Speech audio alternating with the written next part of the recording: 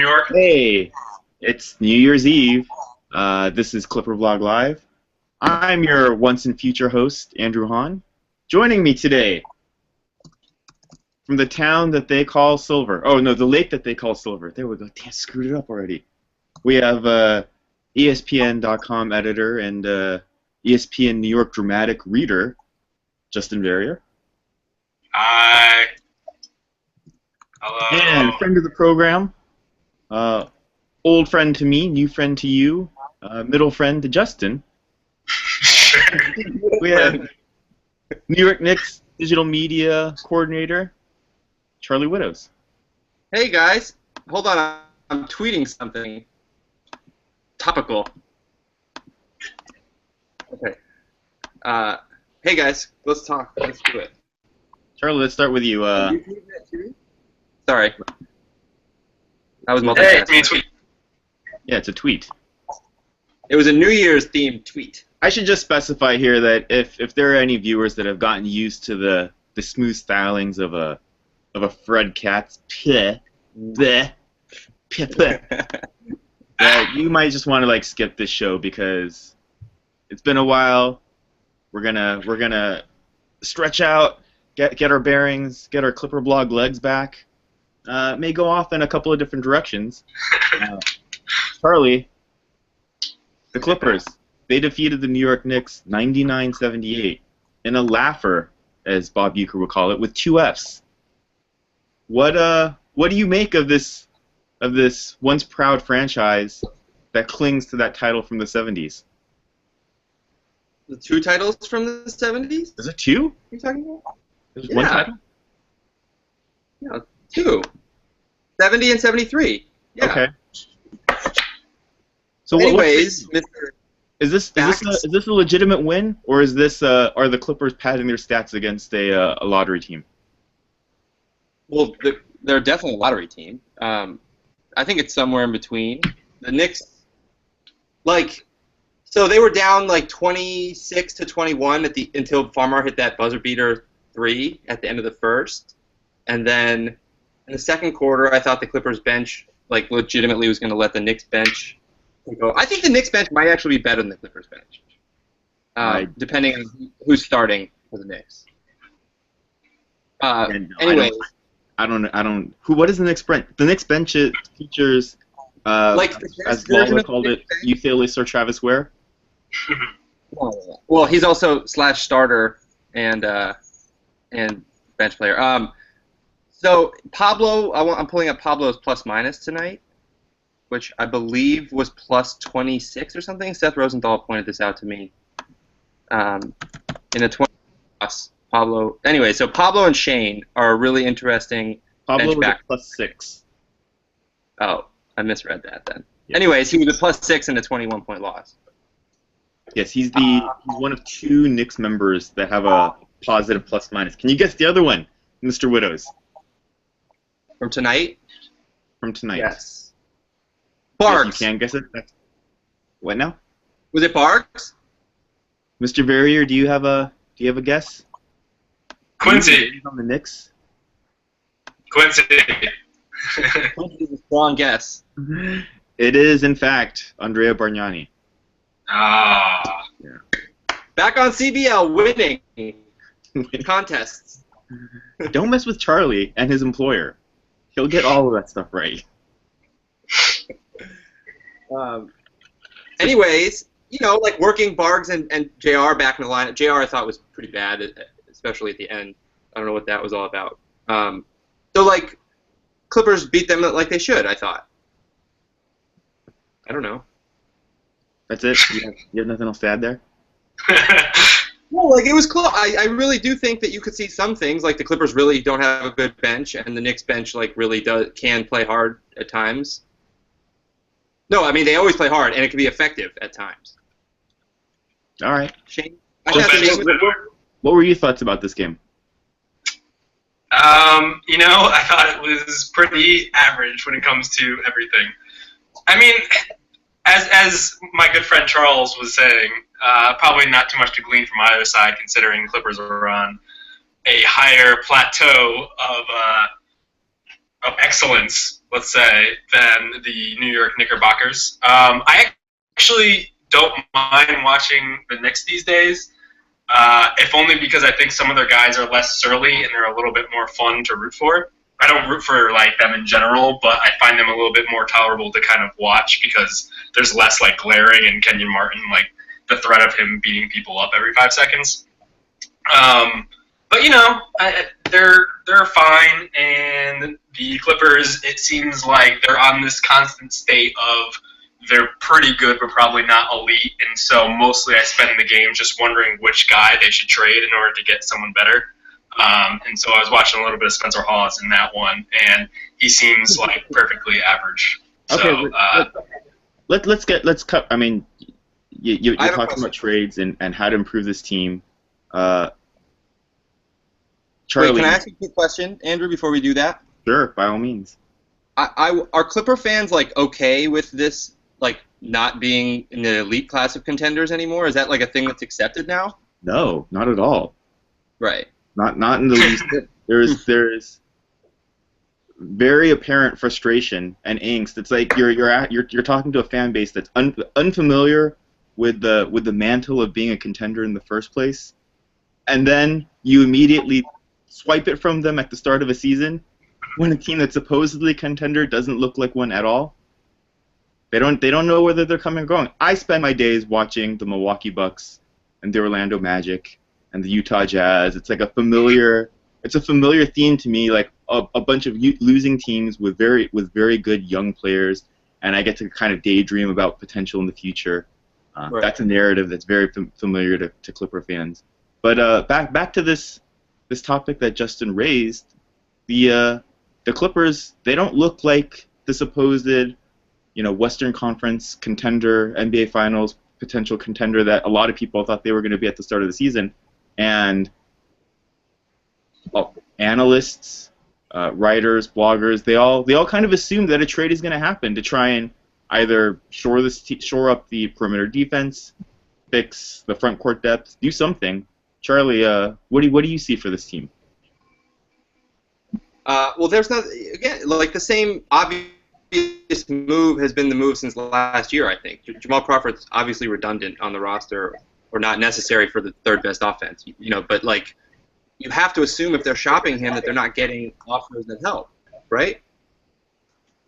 Because they need wings. They need guys who can defend. J.J. Redick is awesome. I think he's so good. It's great watching him, and maybe their starters can get by, but you have to have like at more than two guys off the bench that can defend him. So I would say that this is where you could probably gauge Doc Rivers' ability to build a team for himself. Like, this is the best opportunity to do so, because I don't think he's made any big enough or small enough moves. Like, he's kind of made enough moves now where you get the sense of what he's doing, but I think, and he hasn't done anything, I guess, wholesale bad or good at this point. But I guess these are the type of little things that you would hope he would be able to accomplish because he's picking these players for himself, you'd assume. So you have Wilcox and then Bullock, your last two draft picks. You'd assume that despite his with his reluctance to play these guys, I keep looking at the text that you guys have going on up there, so I'm being distracted. No, you would think that if he drafted those guys and it was ultimately his decision to do so, he would be able to work them in and potentially at least build up their value.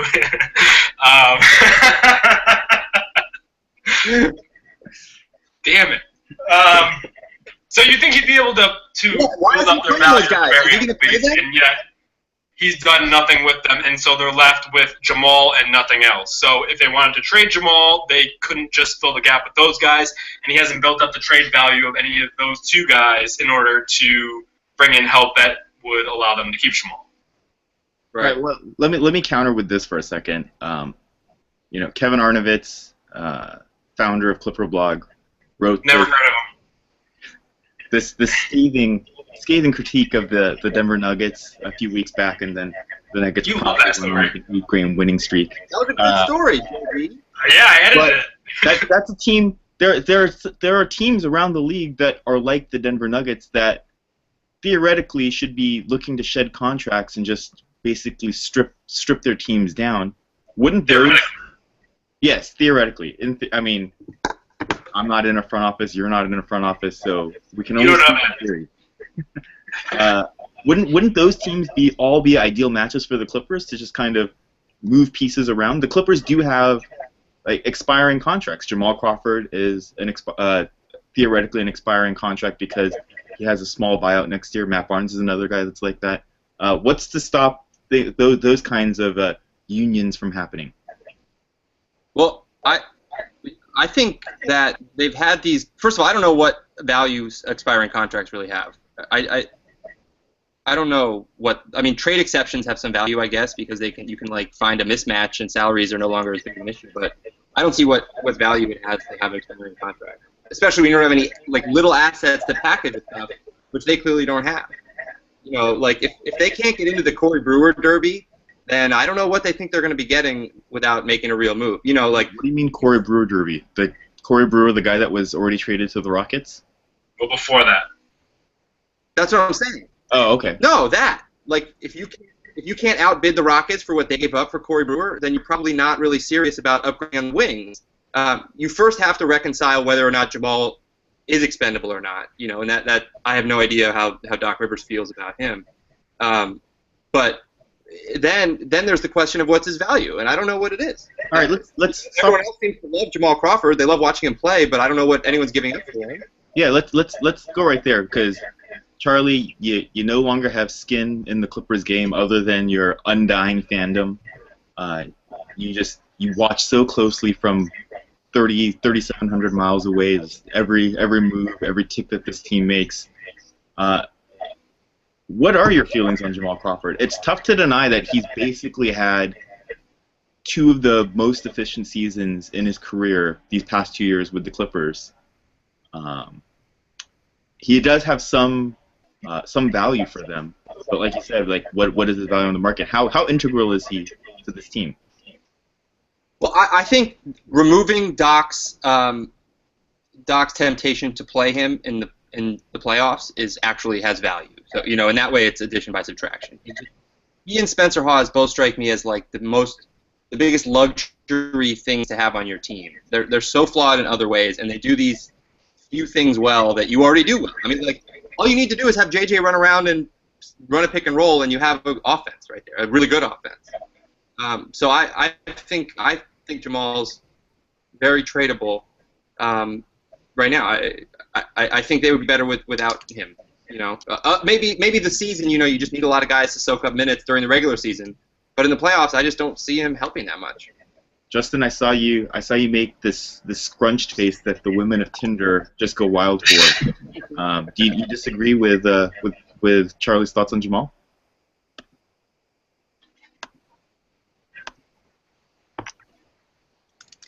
Hold on, I think you're not hearing us. Is he face? You were just breaking up. What was the question? Oh, do you disagree with Charlie's thoughts on Jamal? No, not necessarily. I guess my only counter would be it depends what you're getting back, because I do think if you're going to take Jamal off that second unit, you need someone to create on that second unit again, but maybe you could fill that with, I don't know, if Ray Allen, they end up getting him or something like that. So, I mean, I do think it would be tougher to fill his role and still continue on that offensive efficiency pace that they're on, which I think they're top 5 still. Yeah, they're third. I guess I would amend what I'm saying. I wouldn't do a deal where it's like Jamal for a first-round pick or something, where you're literally getting nothing this year and exclusively thinking about the future. So he does, I guess, have some positive value this year. I don't think that would be something that they would consider if you trade Jamal for future assets, literally nothing that's going to help you this year. That's almost an explicit admission. That's my point. Doc in the front office saying that they're not competing this year. Right. You don't do that. If even if the long play would be the smart thing to do, because how much time does Jamal have left at the level that he's playing at? I think that's not a possibility. I mean, based on the moves of this past summer, I mean, I don't think they're thinking about the future as much as the present. I think that's been made pretty clear. Okay. That too. So Justin, do you think that the Clippers can figure it out? Like, I guess this is the thing that I've been really struggling with the entire season so far, trying to diagnose what exactly is wrong with the team. J.J. Redick's returned, Blake's returned, Chris Paul's returned, DeAndre, Matt Barnes, Jamal Crawford. That's basically the core players that took them into the second round last year and almost beat the Oklahoma City Thunder. Doc Rivers is still the head coach. If anything, they have a year of continuity, more familiar with Doc. They should be a better team. They should very clearly be a better team than they are now. What is wrong with them? I mean, I know it's kind of a cop-out answer, but I do think malaise might be to blame a little bit. I mean, I always thought that while continuity is nice, it does seem like those type of teams need a little bit longer to kind of get up for the season. If you think about it, they bring everybody back. I mean, Hawes comes in and perhaps he's a bit of a chemist type and can kind of, do some fart jokes in the locker room with DJ and Blake, but there really isn't a lot to get excited over, both from a fan perspective and maybe even in the locker room when you have everybody coming back and just doing the same thing over again. So I wouldn't write off the fact that they could just be easing into the season and they might have some sort of second gear come the second half of the season. On the other hand, I do worry about the defense because by all of the metrics, it seems like DJ is having a pretty fantastic defensive season. I mean, if you look at his WAR and his RPM, which I just did, which you could find at ESPN.com/NBA, it does seem like everything suggests that he is a pretty stellar defender. And if you were to say that Jamal and DJ are their two guys that they would consider trading, I think would the defense be significantly worse without DJ these days? Because I remember going into the season that was a legitimate question. Trade DJ because he doesn't make as much of an impact on defense as he should, and then just plug it with Hawes for a year or two. And so there's that type of question out there. So I mean, the defense worries me, but I also think it might just be too soon to tell. Is that fair? Is it? We're 31, 32 games into the season now? Are we still operating with the small sample size theater? Not sample size, but like just that a veteran team that has its stuff together could take some time to hit another gear, I guess. Well, let's put this into a different can I direction. counter that one quickly? Sure. Wait. Just one quick thing is the whole turn it on idea would make more sense if their best players, who are so clearly separated from the rest of the players, weren't already playing so well. I mean, Chris and Blake and DeAndre and now JJ aren't really going to have, another gear that's going to make that team so much better. Don't you think it's more about the supporting cast? Well, yeah, the supporting cast, but still, I think that's still important. I mean, your B-level and C-level guys still have to play better, and you could That's argue. what I'm saying. Right. Well, yeah, what I'm saying is that could also change. But I mean, Blake hasn't been. I mean, he started off slow, so perhaps that's skewing numbers. And I mean, his defense was particularly atrocious at the beginning of the year when he was sick and kind of whatever to start the season, taking too many jumpers. How are his minutes? I do feel like Blake, you would expect to take a huge jump even after last season. He was an MVP candidate. I don't think he's played at the level of an MVP candidate. You can argue that his ceiling hasn't even been reached yet. He's how old? 26. 25, 26. Right. It's funny. David Locke actually made an argument. I want to say right after the Clippers reeled off that big road trip that was awesome. And he made the argument that Blake was the MVP at that point. Oof. Road swing with a really soft schedule. It was a soft schedule, but Harden was also carrying. Came after a really hard start, so it was like the Clippers weren't as bad as they looked to start, and they've all of a sudden fattened up and dominated this road trip. If you come to it from the place of the Clippers' wing defenders are really terrible, which I tend to also, and they don't have any shot creators on offense other than Blake and Chris, and I guess Jamal, but he's on the second unit. You're asking Blake to do a lot of stuff. Yeah, that's true. Let me point this in a different direction, because when the pieces stay the same and the team is not as good, people often point to chemistry issues, locker room problems, things of that nature. And David Aldridge, in his year-end report on a non-ESPN site, kind of mentioned that I think he said sources close to the team said that they don't like each other very much. No, Charlie, Doc, you put in things like that. I should mention that Doc vehemently and roundly refuted those contentions pregame today. Yeah, David Aldridge is well sourced. That guy knows what he's talking about. But it just, first of all, he said one person who knows the team well, and it was like such a hearsay kind of comment that we've heard for years now, that they aren't like best friends. You know, who cares? That's not what's holding them back, I don't think. Yeah, I feel like I've heard this for like the past 3 years. Yeah. Like they still were able to play at a higher level, so I don't know if that's necessally to blame here. Okay. You could even argue like this is. Go.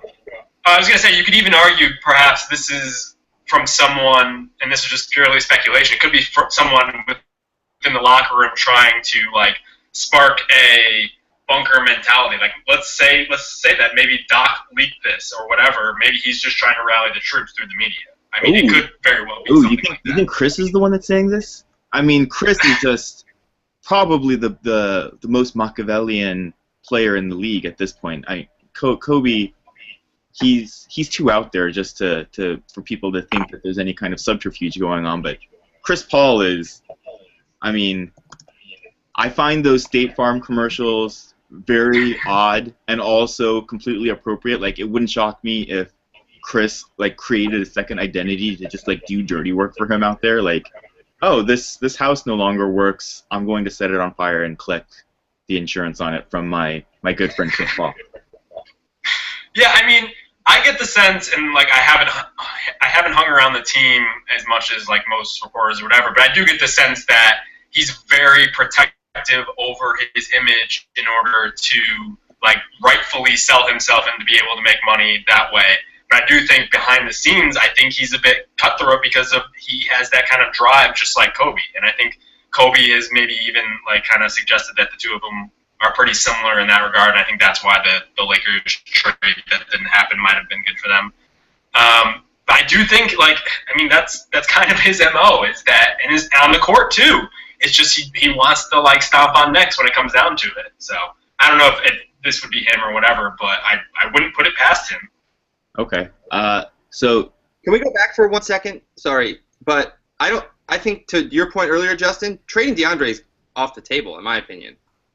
If I were like, unless you really, what Arnovitz always brought up, like the DeMare Carroll plus package or something. Was it like Horford? Like DeMare Carroll and Horford, I think. Right. That's great. That's happening, obviously. Yeah. Yeah. I mean, it depends on who you're getting back. Like, I can't even think of another combination where that would make sense. But if you're getting someone elite on the wing, for instance, and you're just going to plug with Hawes, maybe, I don't know. At this point, I think it's too much of a defensive lapse. I don't think those guys could cobble together a decent enough defense without DJ at this point. Justin, I'm going to let you go on ESPN.com's trade machine for a second and kind of futz around and see if you can come up with a scenario or two where it does resolve some of these Clippers' defensive issues. Charlie, I'm going to ask you, this team, despite all its flaws, is very good. I don't think anyone's denying that they're not good. And I personally don't think that they're playing up to the level of their abilities. I don't know if you feel the same way. So trying to project or extrapolate this for me a little bit. If the Clippers come February, March, April, start firing on all cylinders, they start playing, at the same level or maybe a more cohesive level than they were in the playoffs last year. How good is this team? Is it still? Would you still put it as one of the top teams in the West? Are they championship worthy?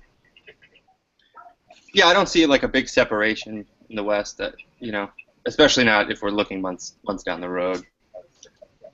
Is it just like a perfectionist mentality from so many people though, that like some of these flaws are so glaring that they have to be addressed, despite the fact that there's not a huge separation between them and the Oklahoma Cities and the Golden States of the world? Yeah, I think the thing is, when we're looking like that many months away, we take into account assets to trade and kind of how you can fill the needs you have, which others don't, and every other team that they're competing with has either made their moves or can make more moves, which is a big thing. But it's also a question that we've grappled with, I know, for at least since the beginning of last year, where everyone was like, they don't have a good bench. Why don't they have a good bench? Why don't they have a better starting three? Like, Matt Barnes has been there for 3 years now. They still haven't upgraded. Like, and at the time, we were overreacting because that's the easiest thing to fix.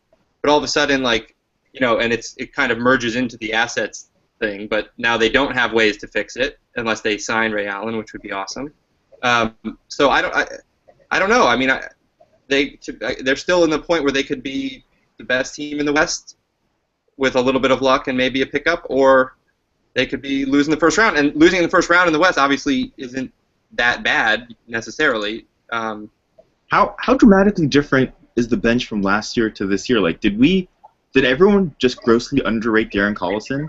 Is that like he's basically the difference, right?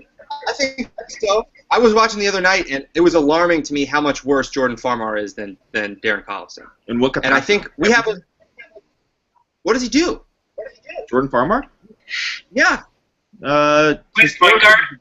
He's a better 3-point shooter historically. It's fine. I think we have this binary tendency to term things as good or bad, or starter or bench guy, and it's really easy to say oh, those guys are the same because they're in this kind of huge broad class of players. There are ways to. Farmar's hasn't been as good. Like, Collison's speed is a real weapon, and granted, Doc was playing him at the 2, with Jamal at the 3 against Oklahoma last year, but in general, if you use him right, he can be really helpful.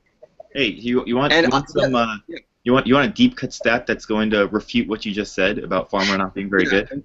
So I was looking at this the other day, and if you look at Jordan Farmar's numbers with Spencer Hawes on the court and Chris Paul off the court, so that means that he's playing with largely a second unit offense. Right. Farmar is shooting 48, 49%. It's not fantastic, but it's perfectly respectable.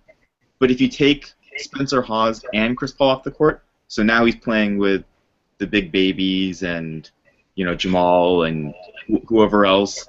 It's 27%. It's terrible. Just Spencer Hawes hasn't had a particularly good year, but just the threat that he is an outside shooter opens up enough space for Jordan Farmar to get reasonable shots. But why are you comparing playing with and without Spencer Hawes? We're talking about comparing Farmar and Collison. Oh, just because you're saying that he's he hasn't been that Farmar. Which leads me to my research that I will present now to counter your weak research there. All right. So we have points per 36 minutes. We're doing last year Collison to this year Farmar. Okay. Per 36, Collison is averaged 16 points per 36. Farmar 10. Collison had basically a career year for himself last year. And if you think about their styles of play, you would think that Jordan Farmar is a better fit next to Jamal Crawford than Darren Collison is, because Darren Collison is also a very dribble-heavy, needs the ball on his hands type guard. I mean, we joked around and called him Jamal Crawford light last year because he would hold on to the ball so much and not really look to distribute. So, going into the season, I felt like there were very, very few people that thought that Farmar versus Collison was going to be any kind of downgrade. Right, and my point is, I think we just don't even look into that. It's clearly NBA backup point guard A and NBA backup point guard B. They swapped one for another. Money's basically the same. Whatever. Listen, if your taste in basketball point guards is different than mine, that's fine. But the numbers are all way down for Farmar compared to last year. Obviously, It's a gradual downgrade, What especially when what are their per 100 numbers versus per 36? Because the Clippers' pace is also down this year as well. They don't necessarily push it as much as they were last per year. 100. Collison's 22 points. Farmar's 15. Okay. Listen, Farmar's shooting 38% from 2. That's terrible. Yeah, like I just said that when Haas And he is shoots 6 twos per 100. He When Haas shoots is all on these the mid-range jumpers. all right, we're gonna have to agree to disagree, I think, on this one. Justin, Wait, Justin, we're gonna check back in with our ESPN correspondent, Justin Verrier. Justin, do you have any trades for us? Anything that might save the Clippers season? I'm working on one with the Nets. Have you packaged enough things together to send to Oklahoma City to get Kevin Durant back? Yeah, Kevin Durant for Jordan Farmar and Reggie Bullock. And do they still have the 2 guys from Georgia from 3 years ago? No, Trey Tompkins. Trey Tompkins. Travis Leslie. Okay, so they re-sign them and then they trade them. It's a sign and trade. That's how these things work. No, but what about this? The Nets are looking to get rid of Joe Johnson. I'm trying to think of the salaries that would have to go back. Yeah, I can already tell you that's not going to work because Joe Johnson is like the highest paid player in the league, or the second highest, I think, at like $23 million. That's not. Well, they have a lot of trade exceptions. Andrew, can we share this trade? What trade is this? You just read it out. Well, it's not my Clipper trade. Remember, I sent it to you. It's a blockbuster. I sent it to both of you guys. It's a blockbuster non-Clipper trade. Yeah, I see it. It's a good trade. Oh, sure. Here, I'll put this up. Put it on for the. Oh, I remember you sending this. Wait, why would the Warriors do this?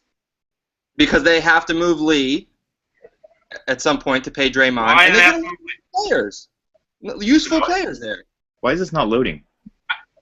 I don't think you make it this year. No. You don't have to pay Draymond this year. I would consider that in the offseason if you had to re-sign Draymond. Right. Here we go. Good point. But this year you don't want to lose Lee because off the bench that's pretty nasty. And then Iguodala and Lee off the bench is just a gross, in a good way, combination. Yeah, I think they could get. I guess in this scenario, that Golden State would be getting picks, which would help because they'd be taking on Sacramento's 2 crappy salaries. If you trade Andre Iguodala off the Golden State Warriors, you are seriously jeopardizing their title chances this year. Yeah. And right. Right, but you're getting PJ Tucker and Plumlee, both helpful guys. They're helpful guys, but as is, this is like a historically good team. What are they? Number one defensive rating, I think. Number 5 offense. That's not historically great. That happens every year. One of the fastest, one of the best 20-game starts in NBA history. All right. Yeah, they're really good. What if? And the question remains: how do those guys play without Bledsoe, PJ Tucker, and Plumlee? What if the Nets threw in Markel Brown? Now we're talking. Oh wait, to your trade are you talking about? Yeah, I'm just throwing stuff against the wall at this point. So is there any one guy you guys feel like would change the situation for the Clippers? Would Wilson Chandler move the needle for you guys if the Clippers managed to get him? I mean, he'd be a slight upgrade. I mean, it's also possible. The longer I sit here and think for Jamal. Like let's say like Jamal and like Reggie Bullock and something else went out, and they got Wilson Chandler back. Game changer? I would do that. What did you say, Justin? I would probably do that just to roll the dice. I don't think it's swipe right. Appreciably better or worse. They are appreciably better or worse. Right. Like how good does the player have to be to make the Clippers appreciably better? Well, is Wilson Chandler good enough? Is Gerald Green good enough? I don't know. I mean, the longer I sit here, the more I'm like kind of leaning toward maybe it's just really early in the season. And like almost halfway through the season, and you're like, it's really early. What's that? We're like almost at the halfway point. It's like, it's early. Well, Let's wait until the finals, and then we'll Well, know. weren't you weren't you the one preaching? I remember this specifically, preaching after last year, and that how they almost beat the Thunder. That this team just continue the continuity would be like their best option. That's and so what I thought. That's what and they've also, been terrible. Has anything terrible is a bit of an overstatement. Yeah. They have not been good. If you say the West is so good that it's based on matchups anyway, is it that bad of a plan to just roll the dice on this team again and just go in with that and just see if you get better matchups? And all right, you know what? I'm just gonna ask. Like, I'm looking at the Western Conference standings right now, and you tell me the matchup that you feel comfortable for the Clippers. Golden State? Probably not. Portland? Oh, you mean the team that they beat today? Yeah, like if this is a matchup-driven playoffs, like who is the matchup for the Clippers this year?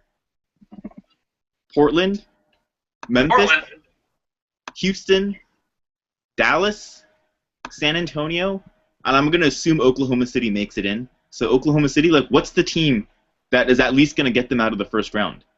Portland. Wait, you're not high on Portland, Justin? I'm still skeptical in a series. I don't know. They're all really good. I mean, yeah, they're good, and they're probably the team that's I'm just underrating based on what their horses, I guess. But I don't know. I still think they have similar flaws to last year. We'll see what Lopez gives them if he's like continually healthy. I mean, they definitely need him, and we'll see like what his availability will be in the playoffs. Who did you say? Lopez. Right. Like, who's to say he's not? That's not a nagging injury, and I think like that's the problem with them. I think everything. Andrew, did you hear what he just said? No, I have no idea what he said. But it's clear that even when the connection is good, I'm not totally listening to what he says. You guys froze anyway, so forget it. We're gonna grab a couple of questions here before we just deviate completely from basketball because have the people started emailing you with support for my trade? Support for your trade? There's no support for your trade. Here we go. The people. Question number 1. This is from JP Manahan, friend of the program. Hung out with him in Manila. Cool dude. Oh, nice. You didn't say that. He wants to know, is it worth revisiting the Shumpert trade? We got Knicks guy on here. There is the much talked about trade for the Clippers that didn't happen at the deadline last year. I believe the specifics was Darren Collison and Matt Barnes for Raymond Felton and Iman Shumpert. If the Clippers can get Shumpert again this season without giving up, let's say, any of their starters, is that just make it happen? Charlie? Well, not that I have any decision-making power whatsoever, but I don't think I'm really at liberty to talk about this in hypotheticals. But why would the Knicks give up Iman Shumpert for no reason? I have no idea. I'm just saying. I can talk about this out of the context of the trade, right? I like Shump. I think he's a really good player, and I think utilized and healthy, he's a good, helpful piece. And all right, let's frame this in a way that's going to get you into the least amount of trouble at all. Give the scouting report on Shumpert to Clipper fans that don't follow every disaster play that the Knicks make. He's like an inch or two shorter than Jimmy Butler, but okay. He's built. I mean, he competes on defense like Jimmy. He's a little more. Can he create off the dribble? He's not as Jimmy. In my opinion, Jimmy's like almost well-rounded superstar level. Like he's so good. Shump is not as well-rounded. What's that? So here's my question. Can Shumpert play? How is Shumpert's defense on the ball and off the ball? It's been difficult to gauge off the ball, which is where I was going with this, because there's not any continuity or any scheme that's really developed there yet. Triangle doesn't work in defense. And on the ball, I think people would say I guess his rookie year he was used as a LeBron stopper, and in New York that means you're a legend and you will for always be the best defender of all time. And I think those people who thought that think he slipped a little bit, but he's also had 2 injuries and a lot. Like what Tyson did for the back line, he was kind of on the perimeter, and so, but he can shoot. I really think he can shoot. He just needs to, play consistently, and I think that's the type of guy you're looking for on the Clippers. On offense, does he create his own shot, or does he create off the dribble, or is he a guy that needs plays created for him? Well, see, I think that the former is something that's not a skill I really necessarily want, unless you're really, really good. Oh, no, I'm not asking if as a plus minus. I'm just curious. Yeah. No, I mean, I think he's athletic enough to get his own shot, and he can handle the ball well for a wing, but he's best at catch and shoot for sure, and finishing. I should say finishing not off of his own created shot, like finishing lobs. Okay. All right. Let's here's a trade question. We're gonna have to. He's been the biggest bummer not to watch. Him getting injured has been a real shame, because you'd like to see him as part of like the young group of guys who, seeing how they'd be part of the future. Sure. Losing him was a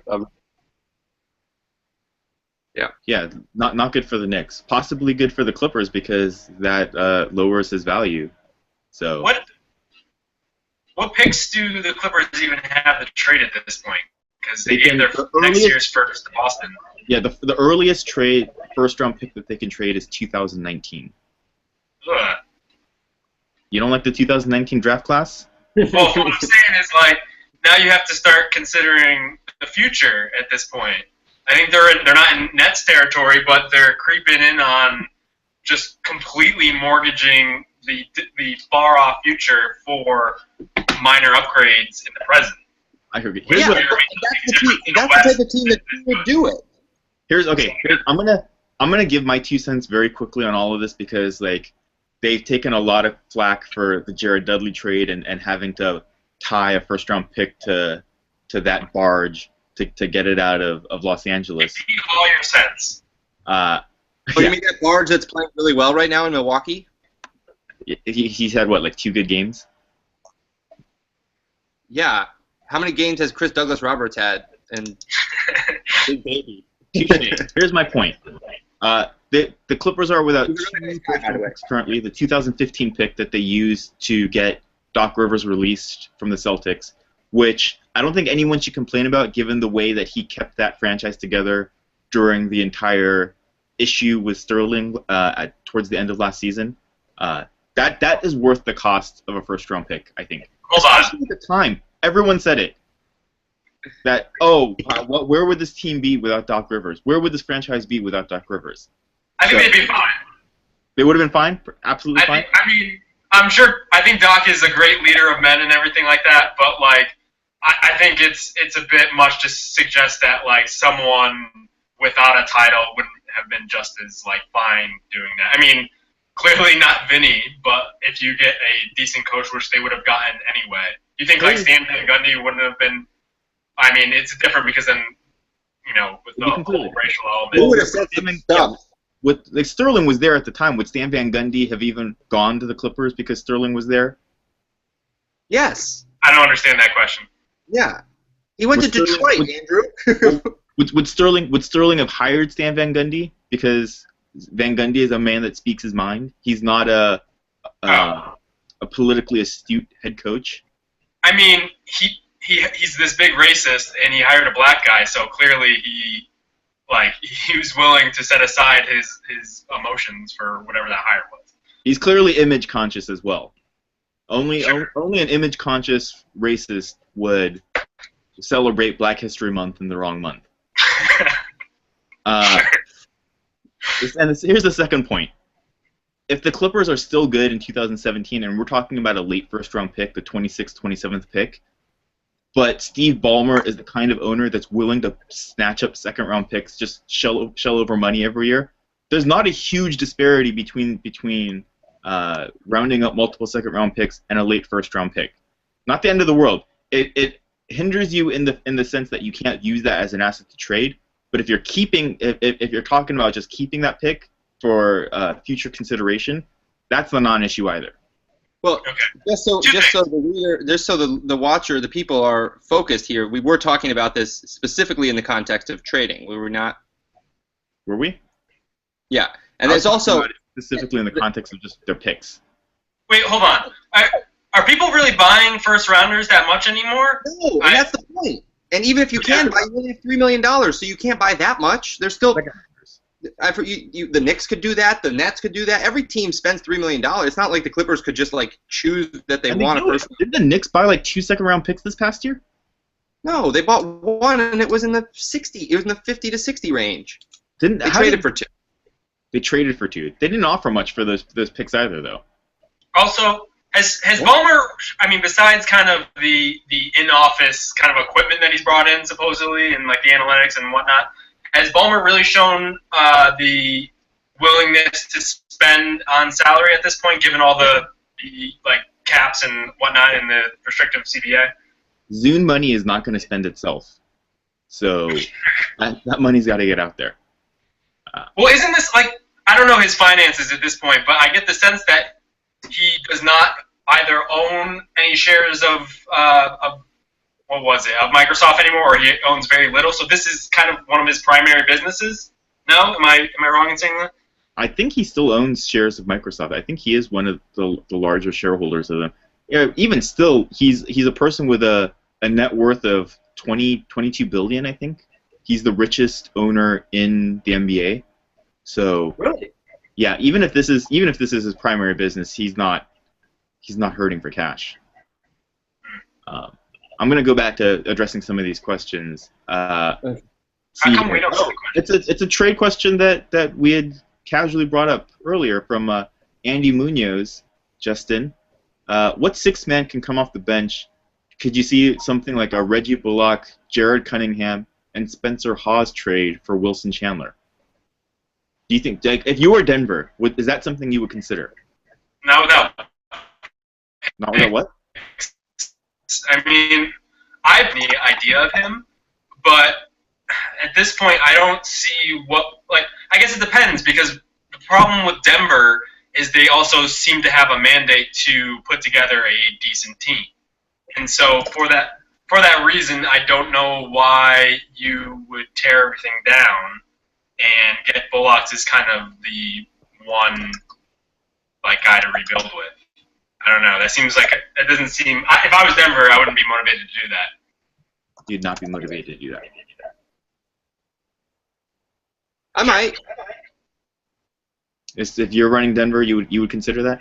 That's enticing enough to at least start a conversation? That'll start a conversation. You take the 2019 pick, start the rebuild up there. Okay. So it was Bullocks, and who are the other two? Jared Cunningham and Spencer Hawes. Spencer Hawes is only 26. Former first-round pick. He's very... And that... I mean, Spencer Hawes just does the same thing as the... What did you say, Andrew? Other power forwards on their roster. I don't know what Justin's saying, but he's not. He's playing Guitar Hero. We're not going to focus on Justin though, because he's not motivated on that. Charlie, we're focusing on you. They already have 3 power forwards on the roster. Spencer Hawes is not a power forward. He's a below average defensive center. I mean, he's essentially another big for their front court. Okay, if we're going to be specific like that. Let's see. And he's also, and if you're trying to get younger, how does he fit that timeline? He's 26. He's an old 26 though. He came out after 1 year. He's an old 26.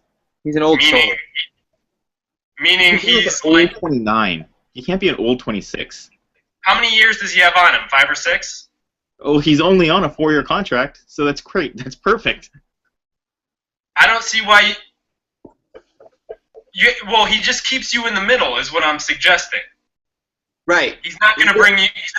He's not going to scale you back and help you rebuild, and he's not going to really help you win now for a team like that. So what does he do if you're going to go one way or the other? He keeps you in the middle.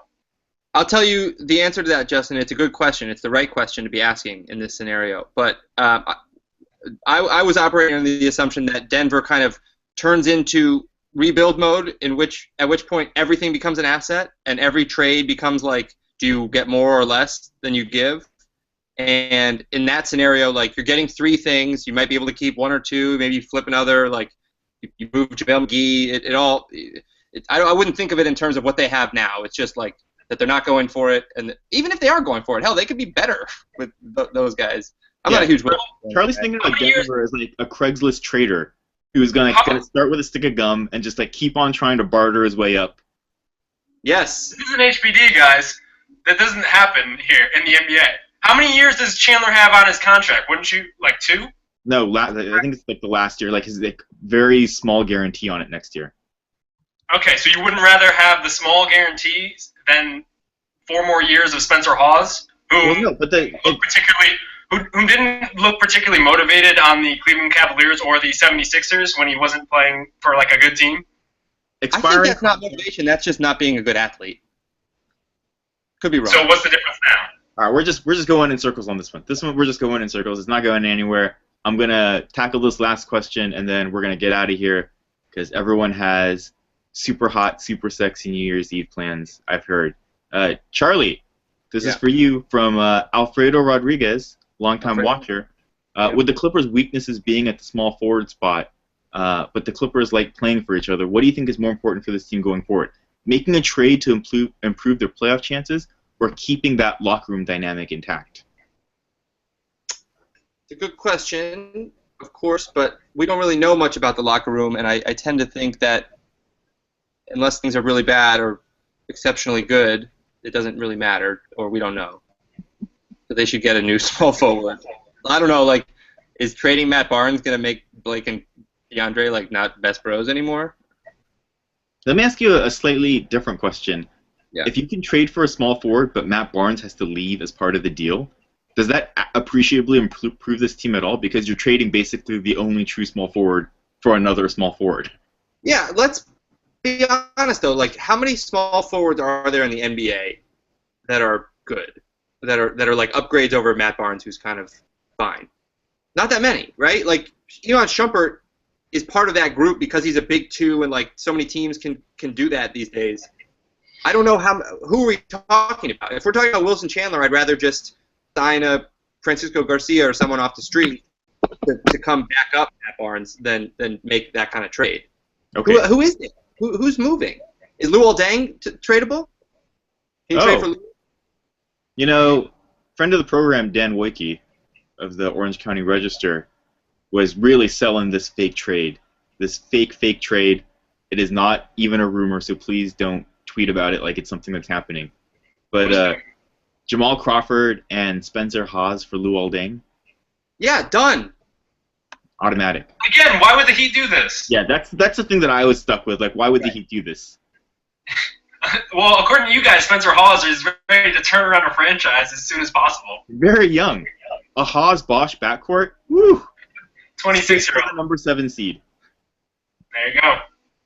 Or 1 seed, considering how good Spencer Hawes is. 1 seed. All right. That's gonna do it for this episode of. You guys have New Year's resolutions? Yeah, no, we're doing that now. I'm putting up the logo. Justin, we have about 5.5 hours left West Coast time, 2.5 hours left over on the East Coast. What's a New Year's resolution for you? My New Year's resolution is to find a new apartment, and if you are aware of any vacancies on the east side of Los Angeles, please hit me up on Twitter. I would love to find a reasonably priced 1-bedroom, thanks to your help, the people. What's your Twitter handle? It's my name. It's your name? Yes. Okay. At Justin Verrier, V as in victory, ERRIER. You're probably already following me because if you're watching this, you're really deep into basketball Twitter. And I haven't tweeted in like months. The best part of this is that Justin was too proud to give out his handle, and then the fear of not finding an apartment just like to put it out there. I really need to find something. I only have a month left at this place. Charlie. I have a few things. One is that, Justin, you have tweeted recently. I remember a very good tweet that I think it was you didn't even put it out to the public. What? What happened? Look at that. No, it's gone. Mary sent you a message. I got a message. Mary, quite contrary. Very nice. Anyways, it wasn't a public tweet, Justin. It was a reply to the Players Tribune, which was a very good one. That was a funny one, a slick one. And what else? Oh, the other thing that was funny, you were talking about deep cuts, people who are still watching this junk right now. There was the people in the MSG studio at the end of the game, they were taking tweets, and they were talking about how they wanted to give one of the Knicks fans an award because he'd been watching the whole game. And I was like, oh, man. Give me all the awards then, buddy. I'm in there. Charlie, give us a 2015 New Year's resolution. My resolution is going to be I want to try to get up earlier in the daytime, and that is kind of a bigger one because it means I probably need to go to bed earlier sometimes. So starting getting the work done early. It's kind of like establishing position in the post. It's not I want to make more layups, but part of it is working early for position, sealing your man. Yeah, you got a lot of it is before the ball even gets up. You gotta get it's that early work. Right. Okay. If you're on time, you're late. It's the layup. Right. All right. My New Year's resolution is just so all of you know, I don't like a lot of people, and it is to meet people in Temecula and beat them up. Theo Von Bua, I'm talking about you. I'm going to beat you up in Temecula. Fred Nice. going to beat you up. Ethan Sherwood-Strauss, Temecula's the wrong direction, so we're going to have to meet somewhere like San Luis Obispo, something like that. We're going to meet there. I'm going to beat you up. Isn't he from Temecula? Jack Harper, Austin, going to beat you up. DJ Foster, not a fan of that guy.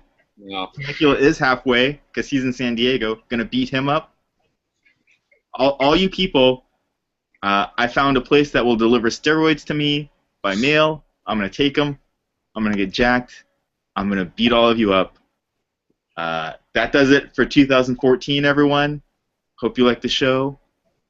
See you again 2015. This is for Justin Verrier, Charlie Widdoes. I'm Andrew Hahn, signing off. Thanks for tuning in.